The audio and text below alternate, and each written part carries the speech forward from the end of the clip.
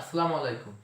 আজকের ভিডিওটি নিয়ে আসলাম আমার পঞ্চম শ্রেণীর ছোট্ট ভাই বোনদের জন্য, যেখানে তাদের শতকরা অধ্যায়ের সংক্ষিপ্ত যে প্রশ্নগুলো আছে 1 মার্কের, ওইখানে প্রায় দেখা যায় যে ভগ্নাংশ থেকে শতকরায় প্রকাশ করো অথবা শতকরা থেকে ভগ্নাংশে প্রকাশ করো, এই টাইপের প্রশ্ন ওদের 1 মার্কের আসে। তো এটা আমরা সহজে মনে রাখবো কিভাবে? যদি আমাদেরকে ভগ্নাংশ থেকে শতকরায় যেতে বলে, তাহলে আমরা সেই ভগ্নাংশটাকে 100 দিয়ে গুণ করব।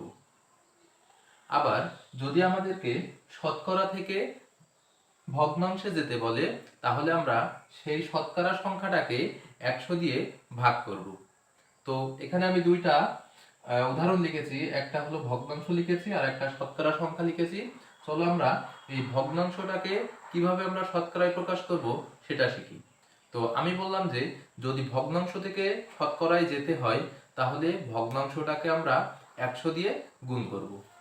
তো এই 20-এর 13-কে আমরা শতকরায় যেতে হলে 100 দিয়ে গুণ করব।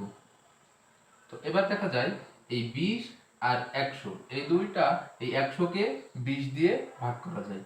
এই 100-কে যদি আমরা এই 20 দিয়ে ভাগ করি, তাহলে 5 হয়। আর এই 5 আর এই 13 গুণ করলে হয় 65।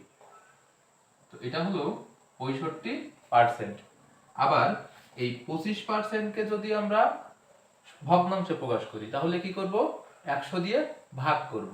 তো এই 25%-কে আমরা 100 দিয়ে ভাগ করব।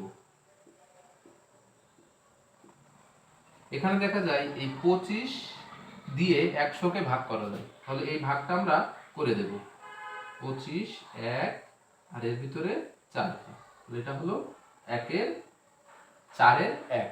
তো যদি ভগ্নাংশ থেকে শতকরায় প্রকাশ বলে, তাহলে 100 দিয়ে গুণ, আর শতকরা থেকে ভগ্নাংশে বললে 100 দিয়ে ভাগ। তো ছোট্ট বন্ধুরা, কেমন লাগলো ভিডিওটি?